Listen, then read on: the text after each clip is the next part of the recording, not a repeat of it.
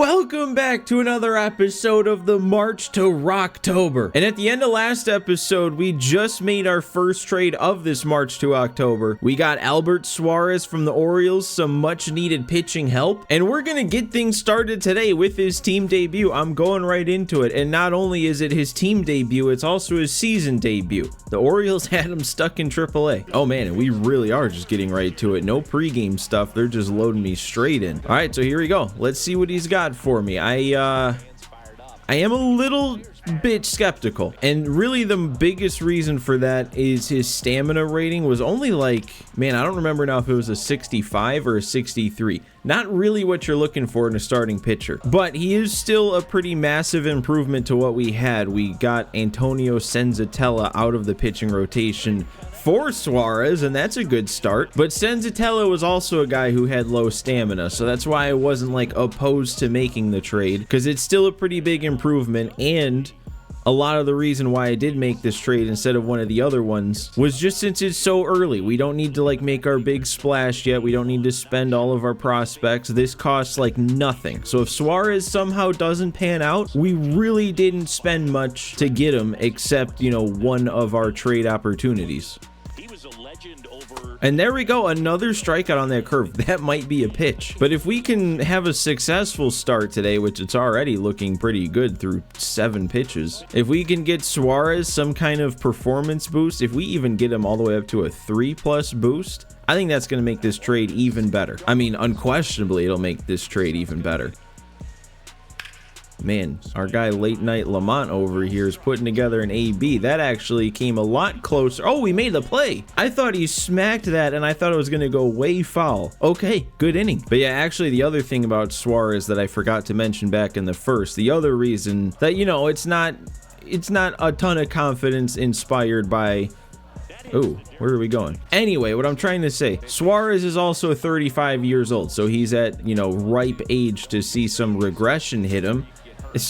He's looking fine here so far. But yeah, I just hope, you know, maybe between him not having a ton of MLB service time and if we can get a good performance boost with him here, maybe he'll keep that regression at bay enough to stay at least in the 70s overall. But no, it kind of, the more I talk about it, the more it sounds like I'm trying to just justify this trade more after the fact. I still think it was a good move for what we had. So now all that we got to worry about, all we got to do is actually perform well. Ooh, and that stayed fair. All right, first hit allowed. Do we have a chance to get him at second? Man, if that throw was online, I know Nolan Jones out there is a 99 arm.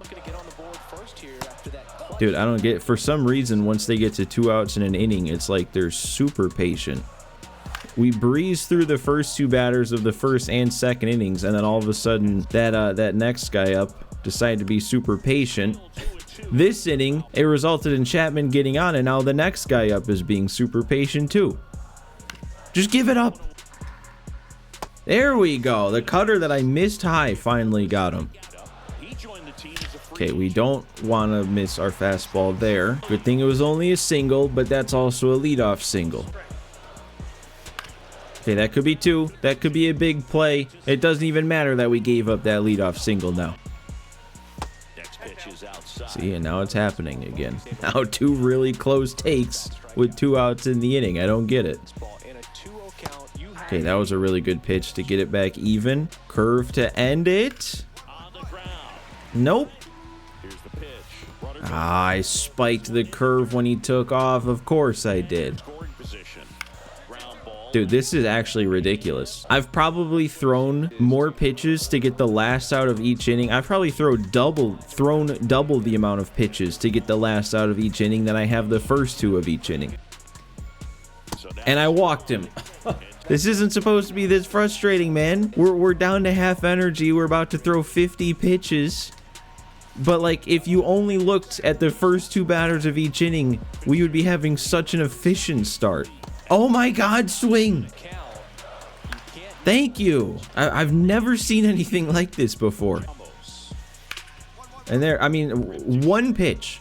First pitch to the first batter of the 4th, and it's a rollover grounder.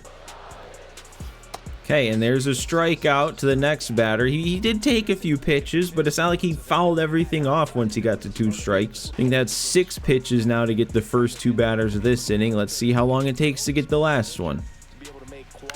Oh, it's only 1.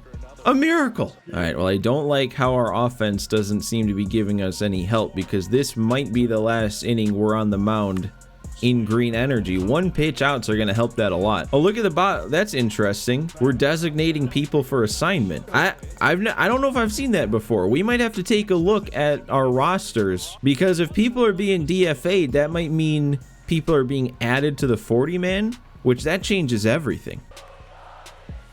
All right, there's another punch out. I think that's 6. And make it 7 to end the inning. All right, 5 scoreless, 7 strikeouts, 3 hits allowed. Obviously, we're still going to be out there. We know from past pitching moments in March to October is that they just leave you out there on the mound if you're having a good game. Okay, we're getting a lot of like weak pop flies. I like that. I don't mind that. I mean, obviously you're normally looking for ground balls, but I almost feel like weak pop flies and pop-ups are even more of a guaranteed out than getting ground balls. I did just see we were down into the yellow energy after that last AB. That's a product of the low stamina I was talking about. 71 pitches in. Well, there's our weak ground ball. There we go. Go up the ladder to get Wade. He's still looking good out there, even though he's running low on energy. Still no offense from our side, though. Still no help. Okay, we're getting the official tip that the pitcher's getting tired. That happened at 81 pitches, which honestly is a little bit deeper into the game than I would have expected for 63 stamina. Yeah, this is the exact opposite of what we needed. This is about to be a 9-pitch at bat. All right, we finally got him to put it in play. Okay, I think we should get there. Yep, another weak fly ball. This is for sure going to be our last batter with any energy. We might not even have energy by the end of it. Okay, let's get there. Let's get there.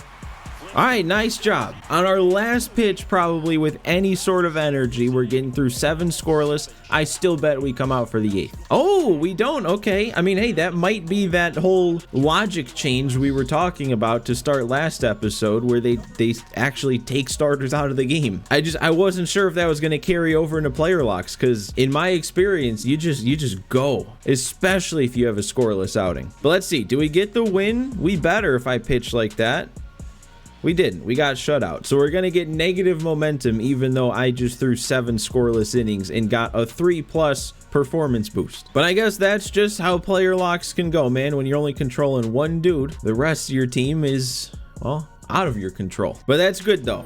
To get a 3+ boost for the guy we just traded for is hopefully going to be huge. Doesn't, improve any attributes or anything, but in my experience, it means he'll play pretty well the rest of the year. All right, now they're giving me a chance to readjust some of these screens. I actually already did a little bit before I started recording. There wasn't much to adjust, though. I mean, our needs haven't changed, so I don't think our targets need to change, so we can just go ahead and move on here. We still have some momentum. We shouldn't be losing every game, really. It's a bit more of a rough sim, and we're going to have some more pitching player locks. But this is a big one. This one's a fast track. We're going down to the minors, take control of Brady Blaylock here. And if I have a good outing with him in the minors, his attributes will go up. His potential even should go up to at least a B. His overall probably will go up to a 68. But then what makes this even better is he'll most likely get a chance to get called up. And when we get that chance, we player lock with him again, get another chance to improve his overall. So by the end of this whole thing, we might be looking at Brady Blaylock as a 74 overall with B potential in our rotation, our new ace. But it's got to start here. We can't get too ahead of ourselves. Even though I normally do pretty well in pitcher player locks, you never know when the CPU is going to take over on legend difficulty and ruin those plans. But real quick, I wanted to spend some time in the menus after that one game. First of all, I'm curious to see, because when I saw that somebody was getting DFA'd, my first thought was Chase Dolan. Dollander. Does he have any chance of getting added to the 40-man? He didn't. I didn't go through and look at every single player though, so I don't know who maybe could have gotten added. I don't know if I'd recognize, besides, you know, the couple players I talked about. And I didn't realize it until I was going to record this episode, but after calling up Fernandez last episode, the CPU kept him in the lineup over Chris Bryant at DH, and I was gonna switch that back until I realized how good Fernandez was doing so far. I mean, he's batting 344 with an over 1,000 OPS in his first 9 games, 32 at bats, so we're gonna stick with him. I don't know, but let's move on to what's probably going to actually take up the rest of this episode. Let's get Brady Blaylock in his fast track down in, what is this, AA? I can't remember if this is AA or AAA, but we're taking on the guy that we actually had the chance to trade for. And man, they don't like to give you any sort of pregame stuff in pitcher player locks, I guess. We're just right into it again. You know, actually, before I continue any further, I kind of wish I would have done this before getting into the game. Looking at his attributes, it looks like he's also a lower stamina guy. I feel like any starting pitcher under a 70 stamina isn't fully ideal, and I guess I don't know yet for sure because this is the first pitcher fast track I'm doing in this year's March to October, but let's get there. Okay, we're good. But assuming everything works the same, you get a big boost to the per nines, hits, Ks, walks, and home runs, but nothing else besides that really gets more than like a +1. So even though we're gonna improve that stamina a little bit, it still won't quite get up to the point where we'd want to see it. Good start here though, couple weak fly balls. And that looks like another weak fly ball, right? I mean, you know, maybe let's miss the bat a little bit more, but 1, 2, 3 inning on not really solid contact, we take it. Okay, now we're breaking a bat. Another, I mean, we can call that another weak pop fly. Oh, okay, we got this guy. He didn't want to swing the bat. He was just sitting there being patient the whole time. I should have just gone right after him. All right, another strikeout looking, I guess, on the fastball. Of all the pitches to fool people. We might have a chance. No, he recovered way too slow. All right, well, there goes the no-hitter. Oh, that's not good either. Now that's 2 runners on to start a new inning. Is what I'm talking about. You never know when legend difficulty wants to kick in on the mound. Usually pitching is nice and smooth. Oh my god. Please get an out on this. Okay. I mean, that could have been 2, and now there's 2 in scoring position with only 1 out. So a ground ball or fly ball, that's going to give them the lead. And that's going to give them the lead. Ooh, and that's going to give him an even bigger lead. Uh-oh. Yeah, I don't like this. We got to lock in Blaylock. Okay, we caught him looking there to end the inning. We got to pitch a good rest of the game. And still no run support from the offense. I mean, it doesn't matter as much down in the minors because you don't get the momentum based on if you won or lost the game. Okay, that's going foul. But also another thing with being down in the minors for a fast track that I forgot to mention, it's only a 1+ or nothing. So it's not like we're playing for the 1, 2, 3+, and each plus should mean the player plays better the rest of the way. This is only a yes or a no, thumbs up, thumbs down. And if we get that 1+, we get that attribute boost. Okay, this is that guy that doesn't like to swing the bat, and I keep missing my spots against him. Look at it. He doesn't swing the bat. He doesn't even have good discipline. It's a 41. Look at, oh my. All right, there we go. Mess with his timing a little bit there to get the punch out on the change. There we go. All right, overpower him, I guess, on the fastball. Good bounce back inning then after giving up 2. We needed that. All right, another one, another strikeout. I'm liking this. And there's another one. We might have found something here somehow. Okay, back to grounders, but as long as it's an out, I'm happy. We've righted the ship a little bit. 2 runs in 5 innings is pretty solid. Oh, and there's another one caught looking on the curve. We really have found the strikeout pitch here from like the 4th inning on. Okay, weak contact is fine too. I did go in and check, and we're at 8 strikeouts, and I feel like getting to that double-digit punch-outs would kind of lock up a plus in case there was any doubt. So if we can find a way to strike out 2 more hitters, that'd be real good for us. Although we are now down into the yellow energy, so strikeouts might be getting more tough. That's weak contact though. That's an out. That's 6 innings now with the 2 runs allowed. Still going though. I figured they leave me in, but after that game with Marquez and the bigs, you know, maybe we're not gonna get super overextended here. Or wait, that wasn't Marquez. I don't know why I thought Marquez. Suarez. They both end in Ez. I guess that's where I got confused. There we go. There's our 9th punch out. Okay, we're just getting told we're getting tired. 85 pitches in. Again, that's a little bit higher of a pitch count than I would have thought for, what was it, 66 stamina on this one. Nope, okay. Not what we wanted to see there. Don't leave. Just don't leave. Okay, yeah, that curveball hung terribly. I still think we're fine if we don't give up anything else. They are going to take me out right now. We just need to cross our fingers and hope that whoever comes in doesn't allow this run to come across, because I don't know what that would do for me. Let's see what happens here. We lost, but did they score that extra run? I think there might not be any way to know. They do have 4 on the board.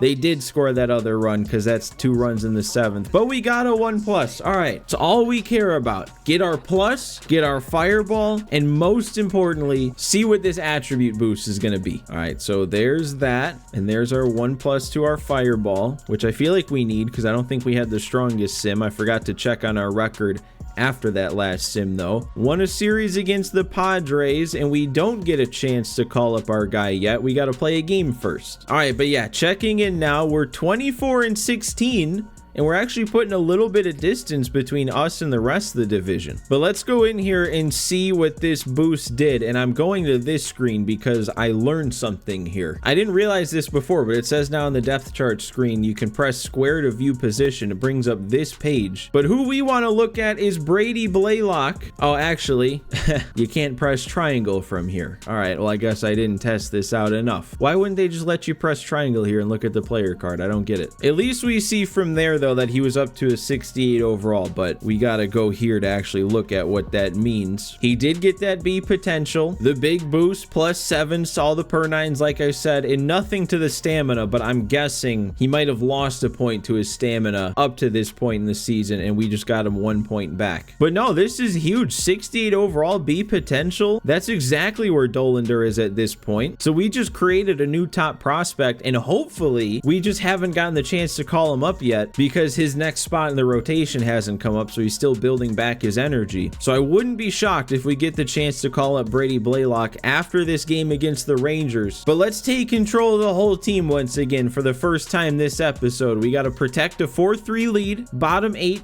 They have a runner on second with 2 outs. We have Justin Lawrence on the mound. See, and this actually would be a spot. I doubt I'll be able to take Lawrence out. It didn't look like he pitched to 3 batters, but if he has, I might bring in Tyler Kinley because I know he had that really high clutch rating, and with a runner on second, it's the clutch rating active. Let's see. Yeah, no, I can't put Kinley in, but I may as well warm him up. But we do at least have to pitch to Adolis Garcia with Justin Lawrence. That's a good pitch to start. Wow. And there we go. Next pitch, we get the grounder straight to first. Now all we got to do is close it out, and I would much prefer to close it out with more than a 1-run lead if the offense wants to come through. All right, it's going to be Yanquiel Fernandez that we got up first, and he's now batting up at 373. Oh, and I obviously pressed to swing, but I was kind of hoping that'd be a check swing because I knew I didn't get the PCI out to it. You check swing there, it's called a strike, but you're still hitting. Now we just made a 1 pitch out. Hilliard, that's going to get through, right? Nice piece of hitting there.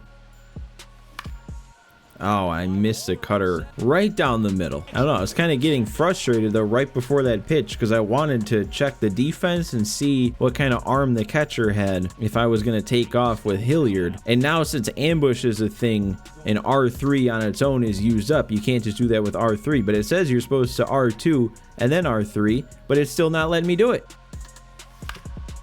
Stallings, though, again, another first pitch swing. A lot of good timing and bad PCIs in that inning. All right, well, let's get Gilbreth in. He's having a solid year so far, but the last time I think I used him was that walk-off we gave up to Harper against the Phillies. It didn't blow a save because it was a tie game, so maybe that's the difference. Maybe he needs this kind of pressure in order to perform.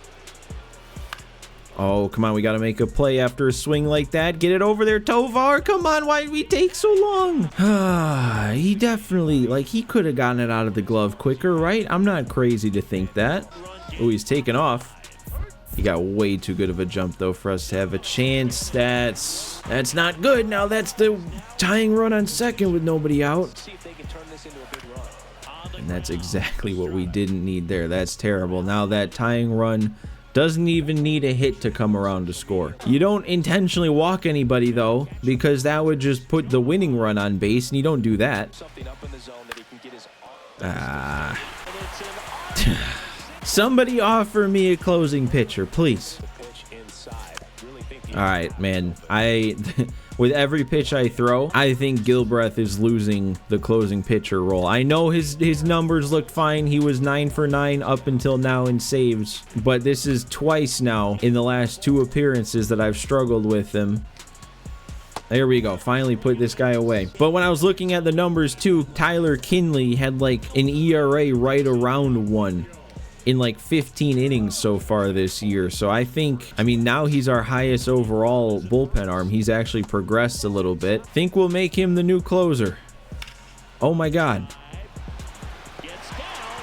Think we might make him the current pitcher as well. This is where that 95 clutch comes into play. Runner on second. We gotta keep him there. Was that just thunder I heard again? How is it that now 2 of the 4 Rockies March to October episodes have happened during a thunderstorm? We gotta get there, man. All right, bad jump, but we recover. Tie game now, our specialty. I will say, though, this is a different type of tie game. I feel like all the rest of our tie games so far this year have been us making it a tie game. But since it was them making it a tie game, if we blow the lead and lose this, that's gonna be real bad. And I am missing everything that Chris Martin is leaving right over the plate. How is it like every pitch he's thrown that I've made contact on is hittable and I'm not hitting it? There's another one. Actually, I mean, I should have done this. I guess it wouldn't have mattered up to this point. It's not like it's come into play, but I probably should bring in a pinch runner for Stallings on second. Man, I didn't even look, but we did have Doyle. I think bringing in Doyle for McMahon would have been like the same move I made when he walked it off. But now that we're into the at bat a little bit, I don't want to do that. I also don't want to bring Doyle in to pinch run and then immediately have to take him out of the game. I'd like to have him available, so I think our next fastest guy is just our other catcher, so I'll bring him in. He still had 60 something speed. That's a massive speed increase from 3. So I was early that time. Yeah, that pitch is always going to get me. Every single time it's thrown and kept in the zone, it will get me. All right, well, we're going to rely on Tyler Kinley to get us through this 10th. I mean, he was already coming into the game without full energy, so we'll see. But free runner on second, I'm still relying on that clutch rating. Why? I've done a lot of pitching today, and I feel like I'm noticing that more than I have in years past, where the ball is drifting to those outer reaches of the park. Like, so much that shaded zone is in the zone, and then it just goes to the part that's not in the zone, or in the case of that pitch, goes to the part furthest in the zone, so it ended up as a hanging slider. That was not a fun loss. And that's a bad loss because we entered with the lead. We're going to get a lot of snowflakes. This isn't going to be good for us. What do we have here? Oh, that's more than I feel like we needed to have. 6 snowflakes for only being up 1. I guarantee if we win a game when we are down 1, it's only 4, maybe even 3. All right, well, fingers crossed then that we get to call up Blaylock immediately, and that would shorten the sim, maybe give us a chance at eliminating a little bit of the snowflake if we have a good player lock, if this happens right away. And it does. We needed that, and I'm 100% making this move. Brady Blaylock is definitely coming up to the big league team with these new ratings. I mean, at a 68 overall, he immediately, even if we fail with him, becomes our 4th best starting pitcher. But if we succeed and that overall gets up another +6 like it usually does, he'll be our new ace, at least in terms of overall. All right, and I think the decision is easy here. We bring him up over Tanner Gordon because we'll be sending whoever in the rotation to the bullpen. They'll take over as a long reliever, which is all Gordon was anyway. He was actually pretty solid for being a 51 overall to have a sub-4 ERA. Not too bad. Good contributions while it lasted, but I don't think we're ever going to see him again. Brady Blaylock is here. And I think since we already have had 2 pitcher player locks today, and then we had a game buffered in between, now the vibe shifted for the worst a little bit. I think we should save this for next episode. But aside from that loss and all the negative momentum we got, things went pretty well today to succeed with our new guy and then get a chance at another new guy in the rotation. That's what we need to focus on. The early parts of the season aren't always where you need to succeed with these bad teams, but you need to build up the talent, and we're doing that. We're building up the talent. But yeah, like I said, that's where we're going to go ahead and end things today. As always, make sure you hit the like button for me and subscribe if you enjoyed. I also wanted to let you know that I made a video yesterday you might be interested in if you were hoping to see this March to October on GOAT difficulty. And since we couldn't do that, I went into a normal exhibition game on GOAT difficulty just to try it out for the first time. So go ahead and watch that if you're interested. But for now, thanks for hanging out with me today, guys. Thanks for watching, and I will see you next time.